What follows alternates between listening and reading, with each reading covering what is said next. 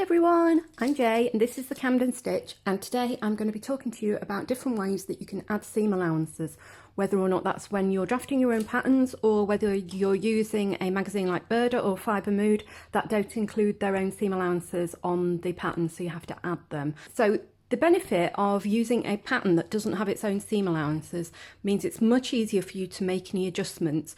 When you make adjustments to how a pattern is drafted, so for instance you add a dart, you move a dart, you make for instance a bust adjustment or a high round back adjustment, you should always do that with the seam allowance removed. So as somebody that's keen on pattern drafting, I can see the advantages to using a pattern that has the seam allowances removed so that you can make all your adjustments, and then once you're happy with that you can then add the seam allowances. However, I know that the majority of people find it a real pain, so I'm going to be showing you 7 different ways that you can add seam allowances, and I'm going to be telling you the pros and cons of all of them and telling you which ones I prefer and which ones I find the quickest. I'm going to be using a Sharpie in some of this tutorial so that you can see the lines, but the most important tool that you will need is a series of sharp pencils, so make sure you have yourself a pencil sharpener, and if it's a Pink Pig one then so much the better. Right, let's start off. Most standard tape measures are 5/8 of an inch wide or around 15-16 millimeters. So if you're using the 5/8 of an inch 15 millimeter seam allowance, you can hold this alongside of your pattern and draw along there, and that will give you a pretty good guide of a 5/8 seam allowance. I don't really like this way of adding seam allowance. It's not accurate when you're working on straight lines, and it's not accurate when you're working on curves either. However, some people mention it, so I thought I would. The second thing I'm going to mention to you is a very easy one that I really like, which is using a seam gauge. Now, I really like these ones that you get from Dritz, which is the American version of Prim, I think. As you can see, they have a little marker that you can move up and down. Now, I prefer these ones that start the measuring at the end of the ruler to these ones that start the measuring after a point. And that's just because I like to be able to hold the end of the marker, and I set the blue line at my 15mm point. This is the line to which I am adding my seam allowance, and I just use my pencil to make little markers along there, move that along, and then obviously join up my measuring marks. I find this to be quite a quick and accurate way of adding a seam allowance. Now let's move on to the sort of wheels that you can use. There are 2 types of wheels that I have. Let me know if you know of any more. The first is one that you would use to add the seam allowance onto your fabric after you've laid your pattern piece down. So what you would do is imagine that this is your pattern piece and this is your fabric. You'd then roll this white wheel here alongside the line of your pattern, and the chalk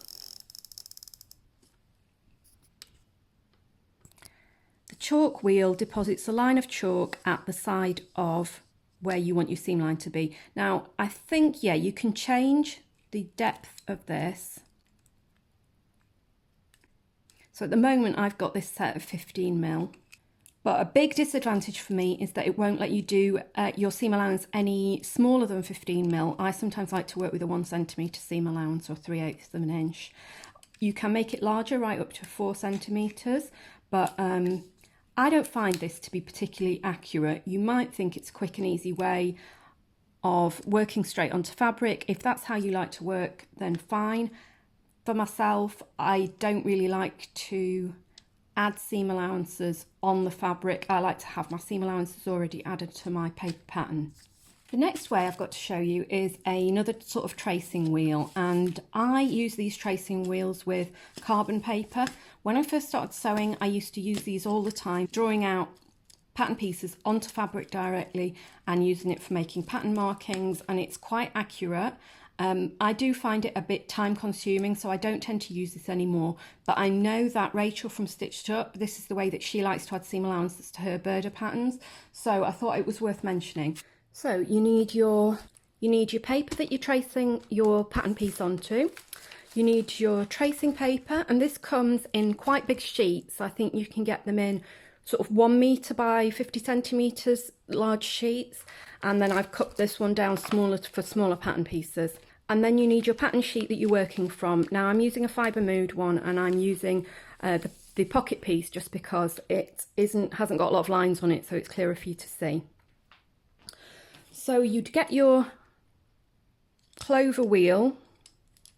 So you'd get your tracing wheel. Now these are made by Clover, and there's the links to all the tools that I'm mentioning in my Amazon shop, and you can find the link to that in the description box. Now, can you see here that this has got little markings? And these markings are at 5mm intervals. So here I've got this at 5, 10, 15. So this should be a 15mm seam allowance. However, when I mention it, it isn't. And I think that's because some of these wheels are slightly bent. Can you see how they splay out a bit? And that's annoying because I want my seam allowances to be accurate. So that is just something to look out for when you're using these wheels. It might be totally my fault. I might have bent them and knackered them. Maybe I can bend them back. They look better, don't they? They look more parallel. Right.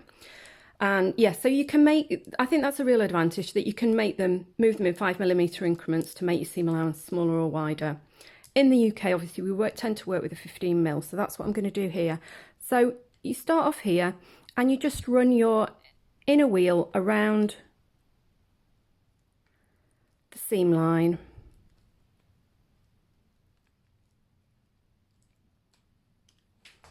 And it goes quite nicely around curves. You do have to go in a few different little passes, but it comes off quite well. And then when you take your paper away, you've got your inside sewing line and you've got your seam allowance on the outside. Now you can see it's not as clear. My sewing line is not as, my seam line is not as clear, and that is because I don't think these wheels are properly calibrated. I was really putting pressure with my finger there to make sure that I added the same pressure on both wheels, but I think the outer one is not touching the carbon as closely as the inner one. So that's just something to bear in mind. I don't find them to be particularly accurate. You can see here how I've had to sort of go back and forth a few times while going around that corner. But the main thing is I find them fiddly and time consuming, so I don't use them, but you might find them great. This is another way that people might think is a good way of adding seam allowance. I do not like these at all. These are curvy flexible rulers, and they might be useful for some things, but I do not find them accurate. I think it's difficult to get a smooth curve because once you've bent them, they tend to stay a little bit bendy like that. It's hard to get them to sit flush to the pattern piece, but you might choose to take the line that you're working with. Let's for instance take my arm side here and bend this around the arm side. Can you see how that's already popped out from how I bent it? That's not going to bend. I've got to go back. Hard to see that I'm working on the right line. It's hard to get that curve smooth. And then when you've done that, you might want to use the width of that to mark your seam allowance. Now I think this width is, I mean, that's so inaccurate, it's awful. I think the width of this is 1 centimetre.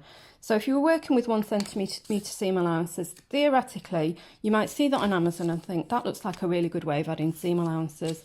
To my mind, no, it isn't. But your mileage may vary. Then we're going to talk about the humble ruler. You can use these in exactly the same way as you would use the seam gauge, and we all tend to have them to hand. You just move them along the line and make your little marks. And I think these tend to be by far the most accurate. To me, measuring like this is much more accurate than trying to faff about with a kind of gimmicky gadget like these flexible rules. Don't get me wrong, you use these flexible curves for drawing other types of lines. They do have other purposes, but I've seen them mentioned as ways of adding seam allowances, and yeah, I'm not keen on them. So finally, let's talk about my favourite way of adding seam allowances. I like to use something called a pattern master. Now, pattern masters I don't think is not sure if it's trademarked. I think you can get lots of these tools. They don't tend to be by any one name. This is one that I got from Amazon. It's exactly the same type that we use in our pattern cutting course at college, so I think it's fine. I think it's endorsed by my educational establishment. This was about £12. They do vary a little bit. I think if you look for a fancy one that seems to be branded, I think they're about 25 quid, but I can't see any difference between the kind of branded ones and these ones. I've drawn the arm side in Sharpie, so hopefully it's a little bit easier for you to see.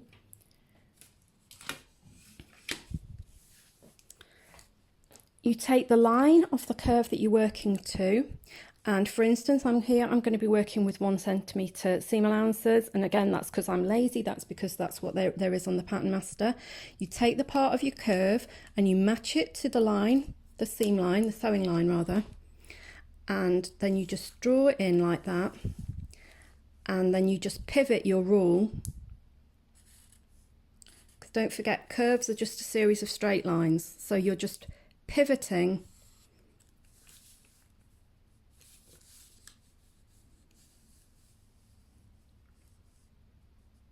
your ruler so that the bit that you're going to draw matches your sewing line. And as you can see, the curves become more acute, and you just move your Pattern Master around. And there you go, I've got my 10mm seam allowance, and you can see that is pretty accurate. That is much more accurate than any of the methods that I was showing you. And I know it looks a bit long-winded, but once you start working with these, you become so quick with them. It literally takes seconds. When you want to add a seam allowance on straight lines, it's even easier. This is the back of my back piece of my bodice. As you can see, I've drawn the sewing line in blue so that you can see where I'm adding the cutting line, and here we've got 5mm increments. This line here where the edge of the Pattern Master is beveled, that's 5mm, 10mm, 15mm. So if I wanted a 15mm seam allowance, I'd just rest the 15mm line along my blue line and draw my sewing line in there. And if I wanted a 10mm, which is what I'm going to be working with, then like that. A lot of you, if you don't have a Pattern Master, you might have got one of these, which are super cheap, less than £2 on eBay and Amazon. And this is what I started off drafting with when I first started sewing, and I really recommend them. They're flexible, and that comes in really handy when you're working with when you've got a lot of kit on your table. It means it kind of bends to be out of the way. The reason that these are really good is because they've got this right angle on them. So if I was wanting to draw a perpendicular line on my pattern, I could draw that along here, but I've also got all my 5mm seam markings as well in both directions, and that comes in incredibly handy.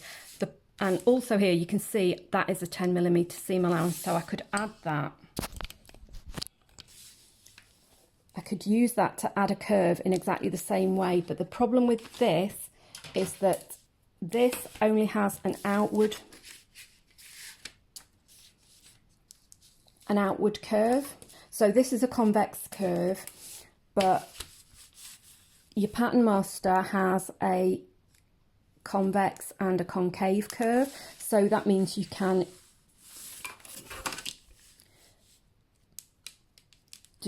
add your seam allowances to both types of curves. I hope that makes sense. Don't feel like I've explained that very well, but I hope that makes sense to you. The difference is these aren't designed specifically for adding seam allowances. They're designed to fulfill a variety of roles in pattern drafting, which they do really well. I mean, you could choose, if you didn't want to spend much money, you could choose to buy one of these, get used to the principle of adding straight line seam allowances. When you're confident with those, if you're doing a lot of pattern drafting, you could grade up to your Pattern Master. I mean, these are still incredibly handy when you're sewing for smoothing out curves, etc.